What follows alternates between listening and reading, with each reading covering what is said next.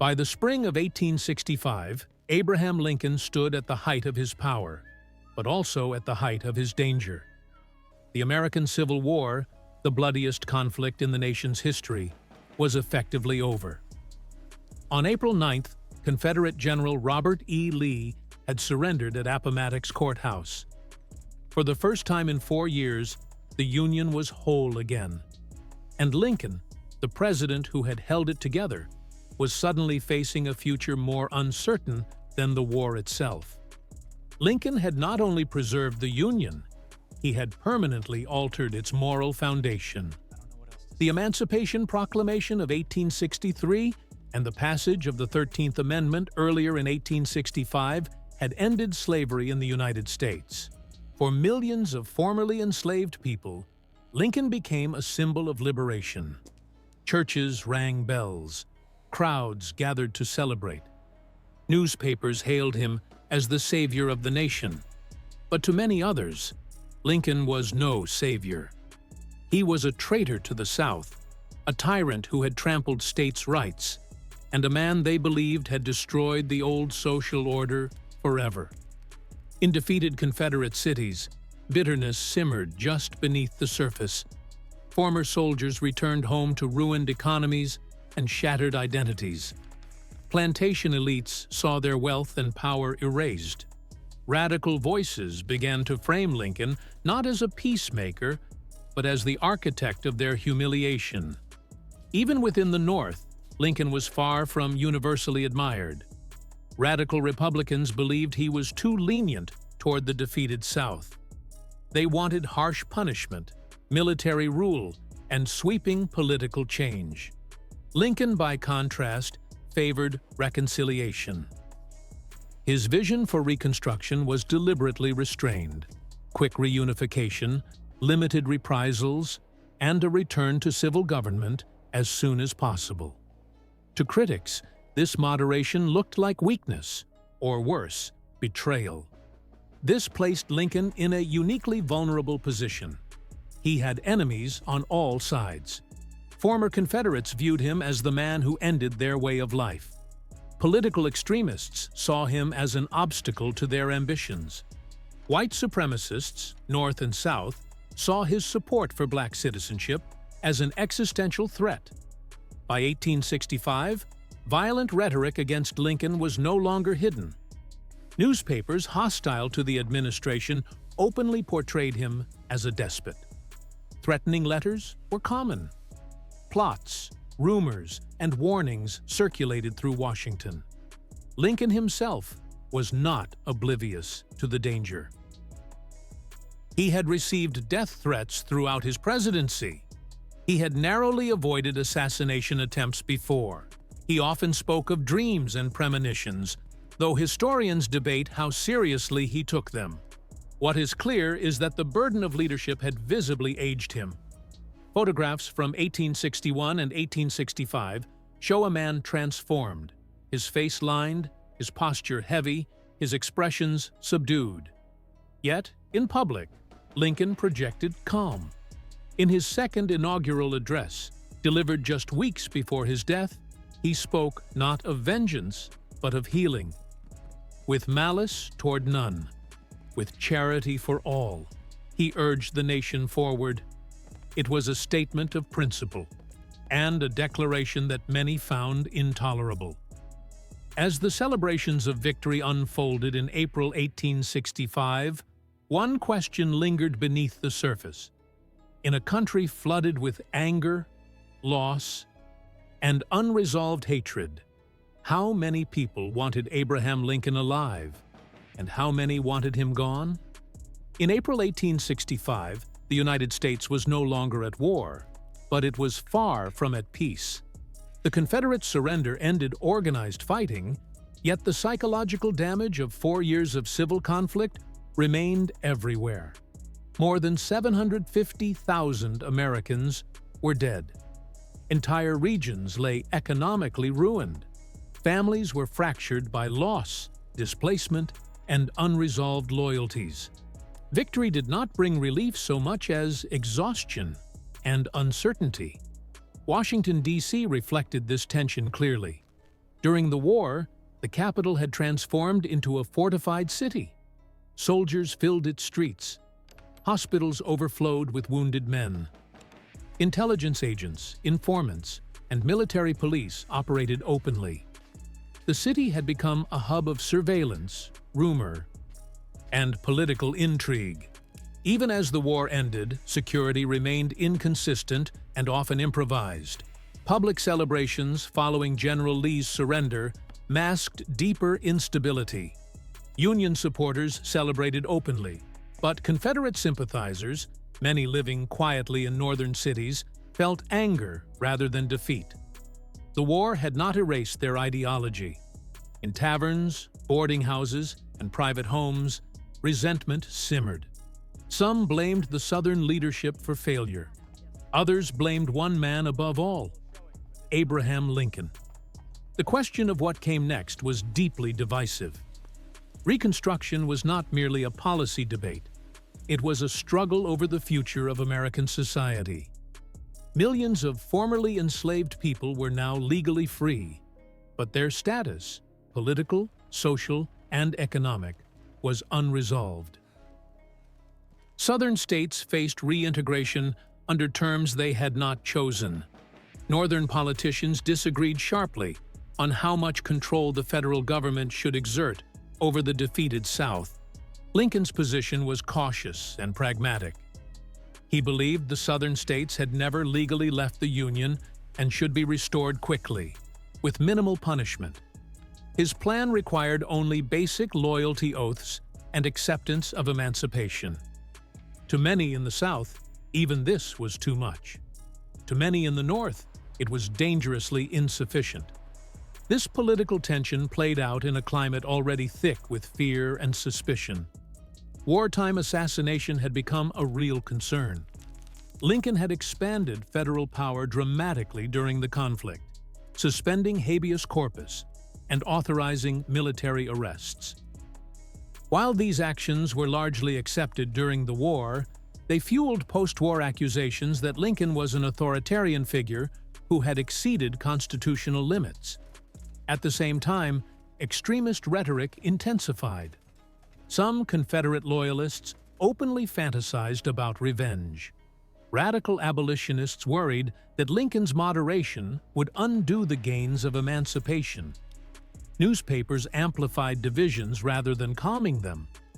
In this volatile environment, conspiracy thinking flourished, not necessarily in organized plots, but in a shared sense that violence was a legitimate political response.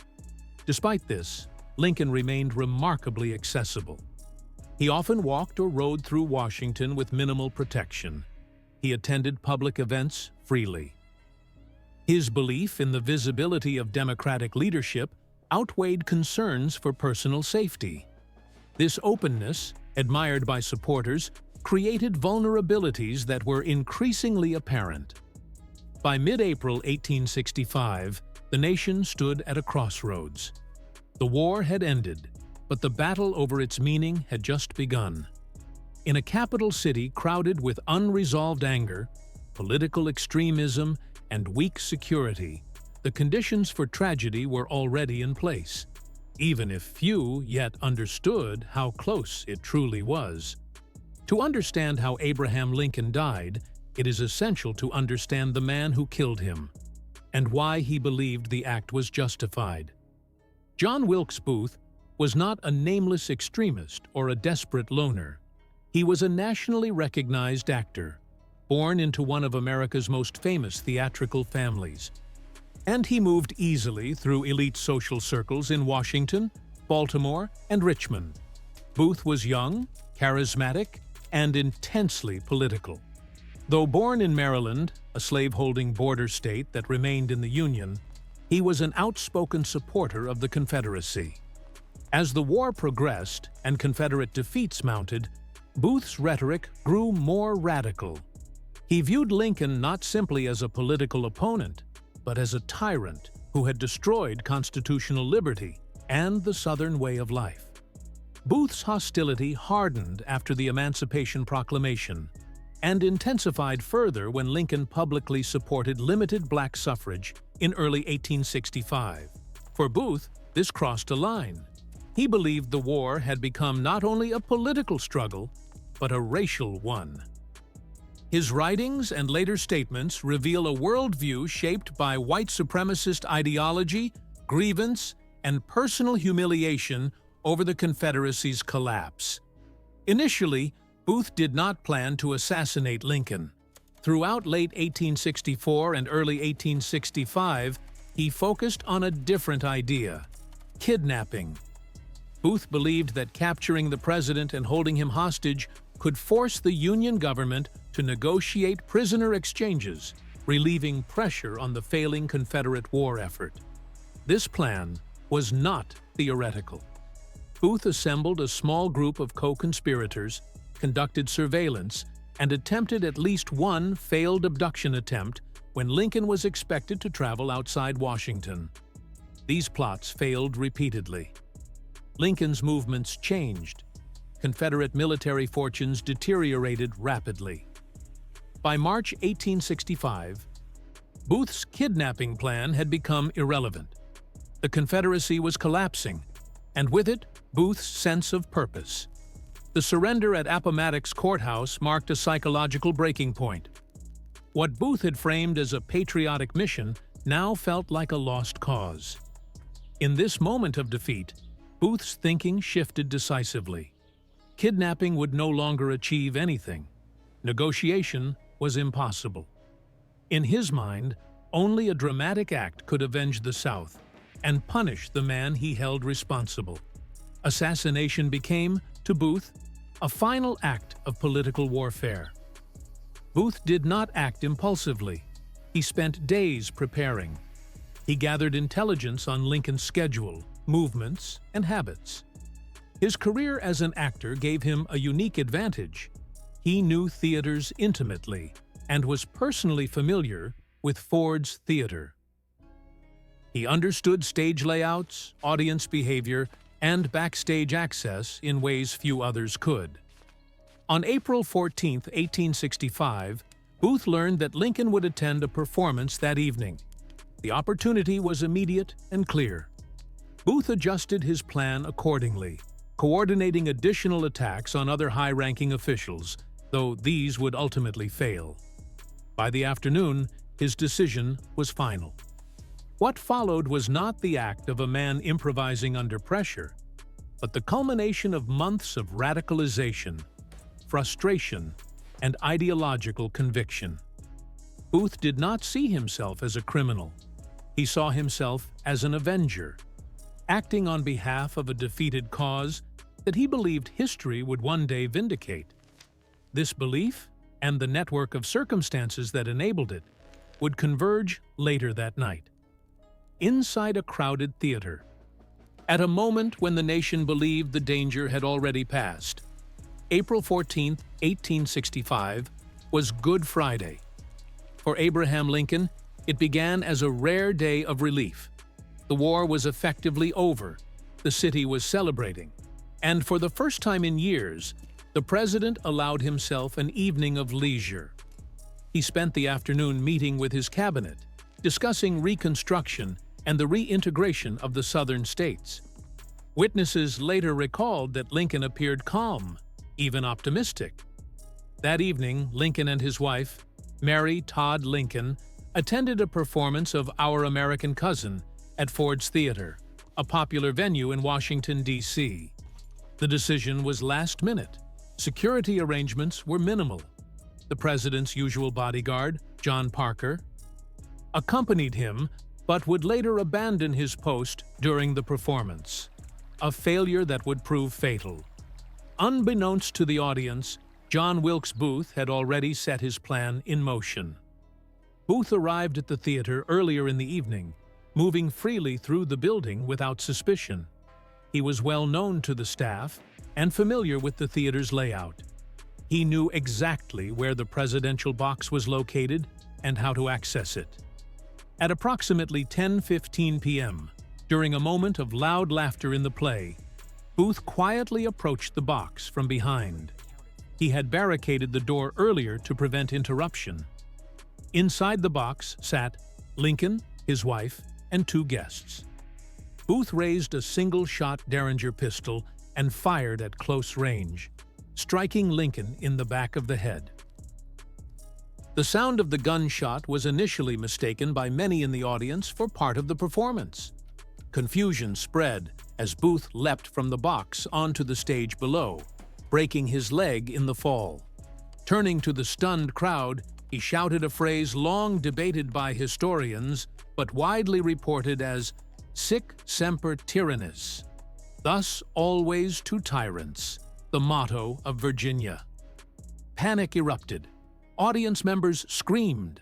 Soldiers in the crowd rushed forward, unsure of what had happened. Booth escaped through a rear exit, mounted a waiting horse, and fled into the night. The entire assassination, from entry to escape, had taken less than a minute. Inside the box, chaos gave way to grim reality. Lincoln was unconscious and unresponsive. Blood pooled beneath his head. Doctors in the audience were summoned and quickly determined that the wound was fatal. With no hope of moving him far, Lincoln was carried across the street to a small boarding house, where he was laid on a bed too short for his tall frame. The theater was sealed. Word spread rapidly through Washington. Bells rang. Crowds gathered in stunned silence. Within minutes, the city understood that the president had been mortally wounded, not on a battlefield, but in a place of entertainment, at a moment when the nation believed the danger had passed. The weakness of the security that night would later be investigated, criticized, and debated. But in that moment, the damage was already done. The war had ended, yet violence had claimed its final, most symbolic victim.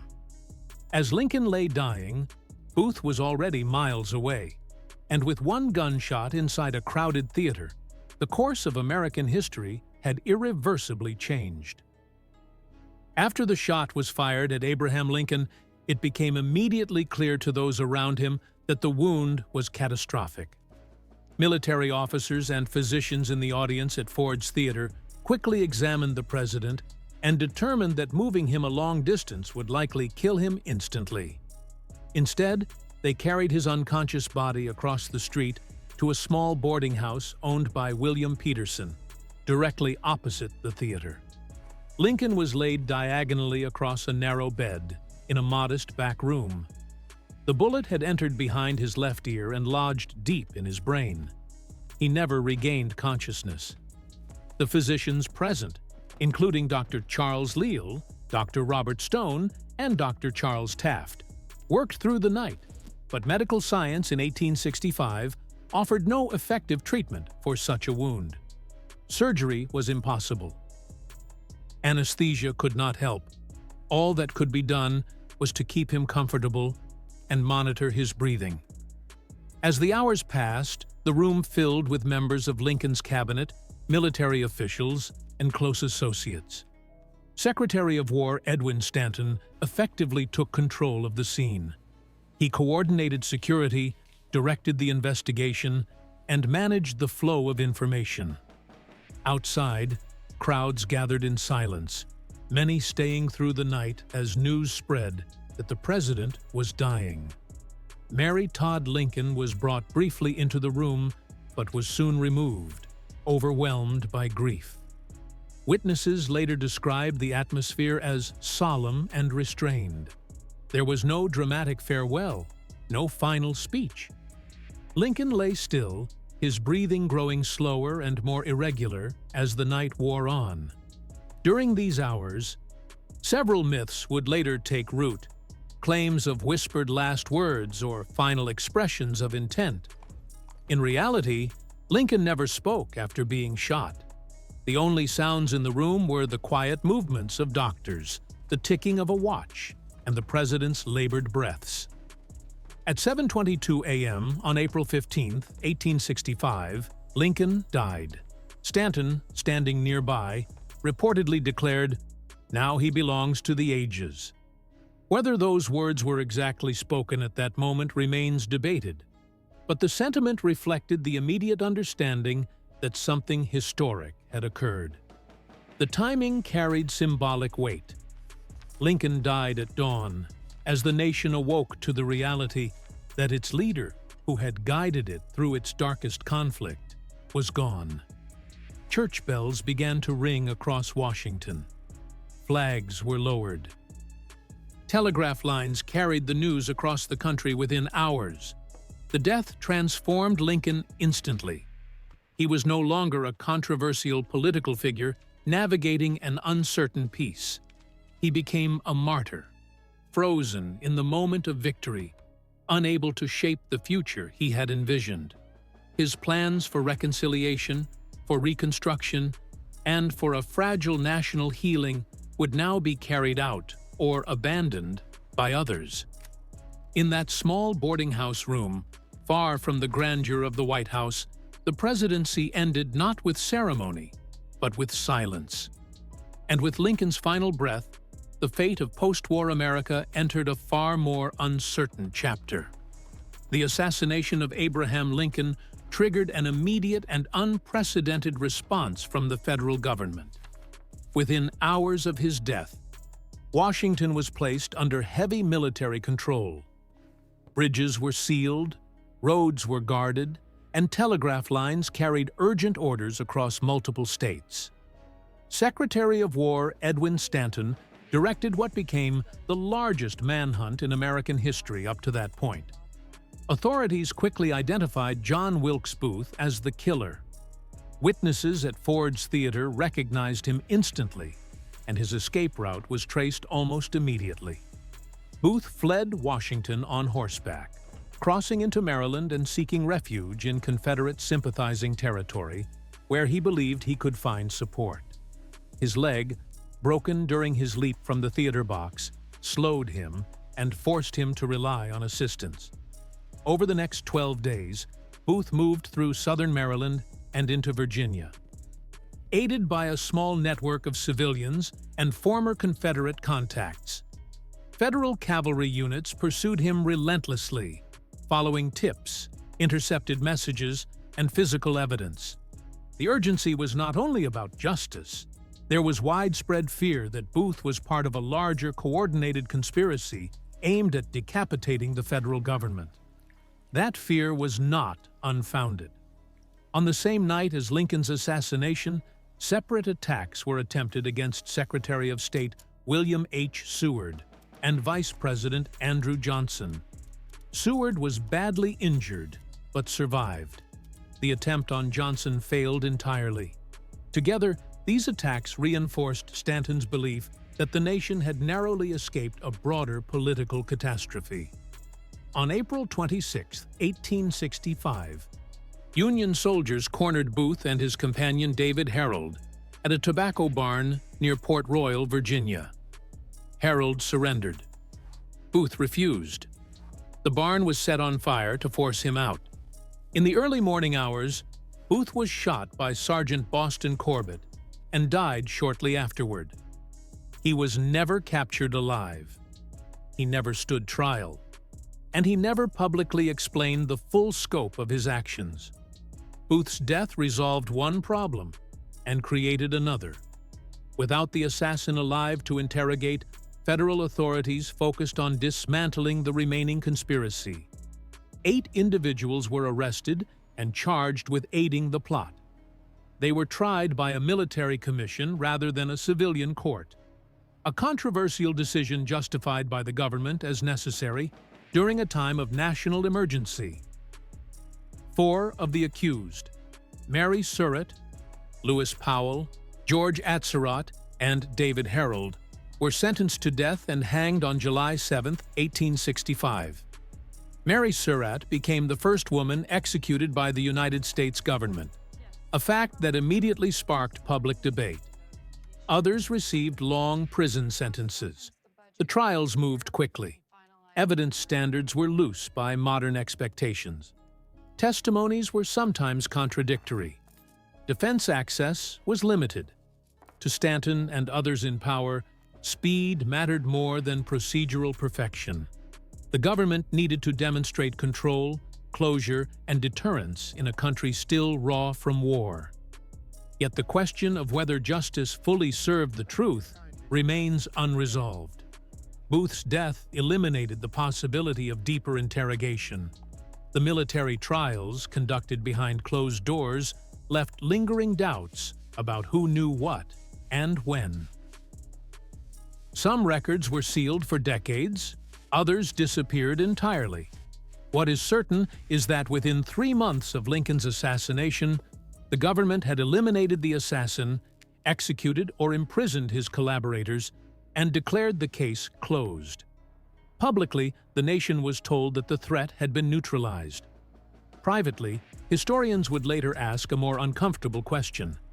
In the rush to punish, did the United States uncover everything, or merely enough to move on? Almost immediately after the assassination of Abraham Lincoln, doubts emerged about whether the full truth had been uncovered. The official conclusion, that John Wilkes Booth led a small, isolated conspiracy, was accepted publicly, but never universally. The speed with which the case was closed, combined with missing evidence and Booth's death before trial, left space for questions that persist more than a century later. One of the central uncertainties is whether Booth truly acted independently or as part of a broader, more organized plot. Booth had extensive contacts in Confederate-leaning circles, both civilian and military. He had traveled frequently between Washington, Baltimore, and Richmond during the war. Confederate intelligence networks did operate in the North, and kidnapping plots against Lincoln were known to Confederate officials. What remains disputed is whether the Confederate government ever sanctioned assassination itself. Some historians argue that no direct evidence links Confederate leadership to Lincoln's murder. Jefferson Davis, the Confederate president, denied involvement, and no conclusive documentation has ever emerged proving official authorization. Others point to circumstantial evidence, Booth's movements, his funding sources, and his apparent confidence, as indicators that he believed he was acting in alignment with Southern interests, even if not under direct orders. Suspicion also fell on the federal government's own failures. Lincoln's security on the night of April 14th was minimal by any standard, even those of the 19th century. His bodyguard's abandonment of his post was never fully explained or punished. Several warnings about assassination threats had been received in the weeks prior. None resulted in tightened protection. Critics later questioned whether negligence or complacency born from victory played a role. The handling of evidence further complicated matters. Some physical items connected to the crime disappeared or were destroyed. Booth's diary, recovered after his death, was later found to have missing pages. Whether those pages were removed by Booth himself or by government officials remains unknown. Their absence fueled speculation that sensitive information had been deliberately suppressed. The military commission that tried the alleged co-conspirators also raised legal and ethical questions. Civilian courts were operating in Washington at the time, yet the government chose a military tribunal. Defendants had limited rights, and proceedings were largely closed to the public. While the convictions were upheld, critics argued that the trials prioritized swift retribution over thorough investigation. In the decades that followed, alternative theories multiplied. Some suggested that Booth had been part of a larger Confederate intelligence operation. Others accused members of Lincoln's cabinet, particularly Secretary of War Edwin Stanton, of manipulating events or withholding information. These claims often relied on circumstantial connections, later recollections, or disputed documents. No credible evidence has ever substantiated claims of federal orchestration, but the persistence of such theories reflects lingering distrust born from the era's secrecy. Historians today generally agree on several points. Booth was the central actor. The assassination was ideologically motivated, and the immediate co-conspirators were correctly identified. Where debate continues is in the margins, about how much Booth believed he was supported, how deeply Confederate networks were involved, and whether the government fully revealed what it knew. What makes Lincoln's assassination uniquely enduring is not merely the act itself, but the unresolved space it left behind. A president was killed at the moment of victory, the assassin died before speaking fully, and the nation, eager to move forward, accepted closure that may have come too quickly. In that uncertainty, history remains unsettled. Not because the basic facts are unknown, but because the full context may never be recovered. And in the silence left by missing evidence and unanswered questions, debate continues, not over what happened, but over how much of the truth was ever allowed to surface. The assassination of Abraham Lincoln did not simply end a presidency. It altered the direction of American history at a critical moment. When Lincoln died on April 15, 1865, the Civil War had concluded. But Reconstruction had barely begun. The policies, compromises, and moral authority Lincoln intended to use in shaping the post-war nation vanished with him. Lincoln's vision for Reconstruction was cautious but purposeful. He believed that the Southern states should be reintegrated quickly, without mass punishment, while firmly accepting the abolition of slavery. He also understood that emancipation alone was insufficient. In his final public speeches, Lincoln cautiously endorsed limited black suffrage, particularly for educated black men and veterans who had served the Union. These statements marked a significant evolution in his thinking and suggested a future in which federal authority might actively protect black political rights. That future never arrived under Lincoln's leadership. Vice President Andrew Johnson, who assumed the presidency hours after Lincoln's death, lacked both Lincoln's political skill and his moral credibility. Johnson pursued a Reconstruction policy that was lenient toward former Confederates but hostile to federal enforcement of black rights. Southern states were allowed to reconstitute their governments quickly, often under leaders who had supported secession. Black codes, laws designed to restrict the freedom of formerly enslaved people, emerged almost immediately. Without Lincoln's steady influence, Reconstruction fractured into open political conflict. Radical Republicans in Congress clashed with Johnson, eventually overriding his vetoes and attempting to impose military reconstruction.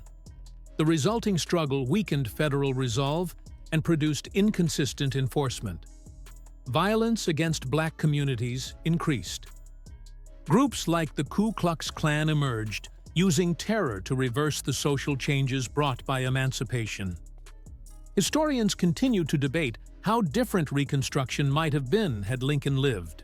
While he was not a radical abolitionist, he possessed an unmatched ability to balance competing factions, communicate moral purpose, and adapt pragmatically. His assassination froze his legacy at the moment of triumph, denying him the opportunity to confront the consequences of victory. Lincoln's death also reshaped how he was remembered. During his presidency, he was a divisive figure, criticized relentlessly by both opponents and allies.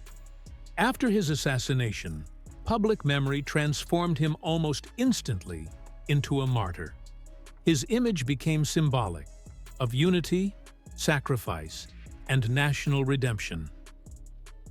This elevation simplified a complex figure and, in some ways, shielded his policies from deeper scrutiny.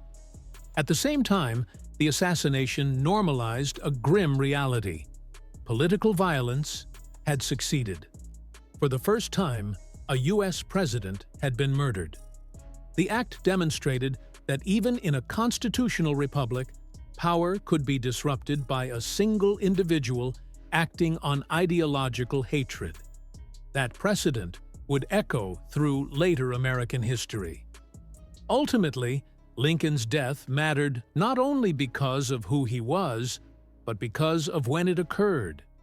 It came at the precise moment when moral authority, political restraint, and national leadership were most needed. The war had been won, but peace had not yet been defined. In removing Lincoln from the equation, the assassination ensured that Reconstruction would be contested, incomplete, and deeply flawed. The nation moved forward, but without the one figure capable of guiding it through the fragile aftermath of its most devastating conflict. When Abraham Lincoln was assassinated, the nation did not only lose a leader, it lost a future that was still being negotiated. Lincoln died before Reconstruction truly began, before the meaning of emancipation was fully defined, and before the Union could be rebuilt on stable ground. What remained were intentions without an architect, principles without enforcement, and a country forced to move forward without the man who had held it together. Lincoln's legacy has often been simplified by the manner of his death. Assassination transformed him instantly into a symbol of unity, sacrifice, and national redemption. But symbolism can obscure reality. Lincoln was not a finished figure. His views on race, citizenship, and federal power were evolving rapidly in the final months of his life. His last speeches suggest a president still thinking, still adapting, still weighing how far the nation could be pushed without breaking apart again. History remembers Lincoln as a martyr because martyrs are easier to understand than living leaders. Had he survived, he would have faced bitter opposition from all sides. He would have been forced to make compromises that disappointed allies and angered enemies. His reputation might have suffered. His legacy might have been contested. Instead, his death preserved him at the moment of victory, before the inevitable failures and contradictions of peace. Understanding how Lincoln died is not simply an exercise in revisiting a famous crime. It is an examination of fragility, how close the nation stood to a different path, and how easily that path was altered. A single act of violence reshaped Reconstruction, racial justice, and federal authority for generations. The consequences of that night in April 1865 still echo in American political and social life. Lincoln once warned that the nation could not endure permanently half slave and half free. His assassination ensured that the struggle over freedom would continue long after slavery ended. The war resolved secession. It did not resolve equality. In the end, Lincoln never saw the America that followed him, an America still wrestling with the questions his life and death left behind. And perhaps that is why his story remains unfinished, not because we lack facts, but because the future he imagined was never allowed to fully arrive.